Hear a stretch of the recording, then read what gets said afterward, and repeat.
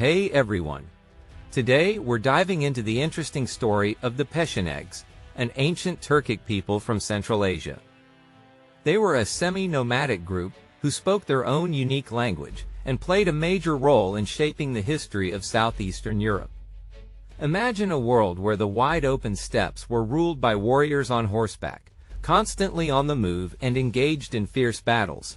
That's the Pechenegs for you. Back in the 9th and 10th centuries, they controlled vast territories stretching across the Crimean Peninsula and the steppes of southeast Europe. For over 200 years, they were a thorn in the side of Kievan Rus, launching raids that often turned into full-blown wars. Their reputation spread far and wide, with people of different cultures calling them by various names.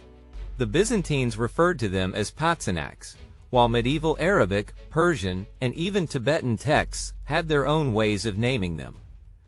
What's cool is that their name might come from an old Turkic word for brother-in-law or relative, hinting at a tribal connection tied to family bonds.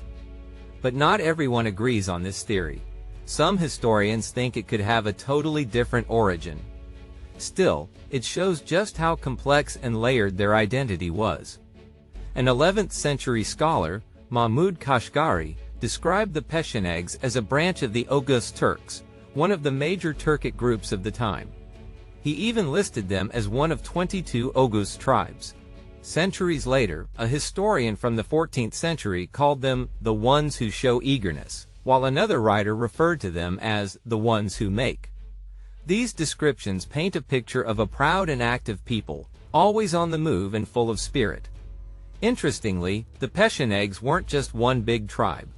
They were divided into smaller clans, including a group called the Khazars, who were considered the most noble and valiant among them. Some historians even believe the Khazars had connections to ancient Iranian and Bulgaric elements, hinting at a rich cultural mix in their history. Language-wise, the Pechenegs spoke a Turkic dialect that might have been related to the languages of the Cumans and other Oghuz tribes. It's a mystery today because their language didn't survive, but historical records show they shared linguistic ties with other Turkic-speaking peoples. Even their tribal names recorded by Byzantine Emperor Constantine VII give us clues about their Turkic roots. And now let's explore their origins and migrations, stories that read like epic sagas of ancient times. According to some scholars, the Pechenegs can trace their roots back to the Khazars, a people who once inhabited the area around modern-day Tashkent. They were originally part of the Eastern Turkic Khaganate, as mentioned in the Orkhon inscriptions, and their homeland was located near the Aral Sea and along the Sir Darya River. These lands were crucial crossroads of trade, connecting Central Asia to Eastern Europe. By the mid-9th century, the Pecheneg realm, known as Patzinakia, spanned a vast area stretching westward to the Siret River and possibly the eastern Carpathian Mountains. Byzantine Emperor Constantine Porphyrogenitus wrote that their territory was divided into 8 provinces, each ruled by its own prince. The names of these provinces, like Ertem, Tsur, Gila, and Sharaboy, give us a glimpse into their internal organization and culture. The Pechenegs, even in exile, retained a sense of unity through their leaders and tribal divisions. The history of the Pechenegs is closely tied to the broader upheavals of the Eurasian steppes. When the Turkic Khaganate collapsed in the 8th century, it triggered a domino effect of migrations and conflicts. The Oghuz Turks, driven from their lands by the Karluks, clashed with the Pechenegs over control of lucrative trade routes. This led to fierce battles, one of which took place near the Aral Sea. Defeated and outnumbered, many Pechenegs were forced to migrate westward toward the Volga River, while others were absorbed into the Oghuz Federation. Those who resettled between the Ural and Volga rivers found themselves in a new and expansive territory, bordered by groups like the Cumans, Khazars, and Slavs. Here they continued their raids, targeting neighbors like the Khazars and their allies. However, the Khazars weren't passive victims. They allied with the Oghuz to attack the Pechenegs from multiple fronts. Overwhelmed, the Pechenegs moved further west, eventually displacing the Hungarians from their lands along the Kuban River and the Donets. Interestingly, this westward migration led to distinctions among the Pechenegs themselves. Some groups, referred to in 10th century Persian texts as the Turkic Pechenegs and Khazarian Pechenegs, were divided based on their geographic location and political alignments. Those along the Donets retained their Turkic identity, while others closer to the Khazars accepted their rule and possibly adapted to their customs. Meanwhile, a third faction of Pechenegs chose to stay behind in their original homeland and merged with the Oghuz Turks. These individuals retained cultural markers that set them apart, such as their unique clothing styles, symbolizing their separation from the main tribe. And the story of the Pechenegs becomes even more entangled with the power struggles of medieval Europe and the steppes. In the 9th century, the Byzantine Empire, always adept at using alliances to balance threats, saw the Pechenegs as a useful buffer against other nomadic groups like the Kievan Rus and the Magyars. For a time, the Pechenegs served as Byzantine allies, helping them fend off these rivals. However, life on the steppes was never static.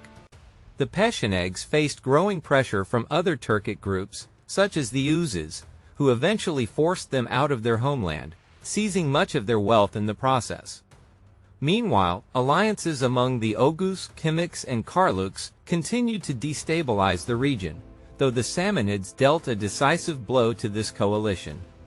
By the late 9th century, the Pechenegs were pushed further westward by the Khazars and Cumans, displacing the Magyars to areas west of the Dnieper River by 892. This westward movement profoundly reshaped the balance of power in the region. Tsar Simeon, the first of Bulgaria, enlisted the Pechenegs to combat the Magyars, leading to a decisive victory that forced the Magyars out of their remaining territories in the Pontic steppe. This migration ultimately drove the Magyars into the Pannonian Plain, where they founded what would become Hungary. By the 9th and 10th centuries, the Pechenegs dominated much of southeastern Europe, including the Crimean Peninsula. Despite their territorial control, their nomadic lifestyle and lack of cohesive statecraft limited their influence to sporadic raids and temporary alliances, often as mercenaries for other powers. Their conflicts with Kievan Rus were particularly notable, ranging from periodic raids to full-blown wars. For over 2 centuries, these skirmishes defined their interactions with the Slavs, leading to migrations and cultural shifts in the region. In 968, the Pechenegs even besieged Kiev, highlighting their ability to challenge established powers. They later joined forces with Sviatoslav, the first of Kiev in his Byzantine campaign, only to turn against him, ambushing and killing him in 972. According to the primary chronicle, their leader Khan Kuria made a ceremonial drinking cup from Sviatoslav's skull, a custom symbolizing their dominance as steppe warriors. The tides turned against the Pechenegs during the reign of Vladimir I of Kiev, who defeated them decisively and founded the town of Pereyaslav to commemorate his victory. Later in 1036, Yaroslav the Wise dealt them another crushing defeat, marking the beginning of their decline. The weakened Pechenegs were gradually replaced in the steppe by the Cumans and Turks, and many were forced to migrate further westward. By the late 11th century, the Pechenegs' fate was sealed. In 1091, a combined Byzantine and Cuman army annihilated them at the Battle of Livoinian under Emperor Alexios I Komnenos. Survivors were either absorbed into Byzantine society, settling in regions like Maglina, or fell victim to subsequent Cuman attacks. The Byzantines dealt another blow at the Battle of Beroia in 1122, effectively ending the Pechenegs as an independent force.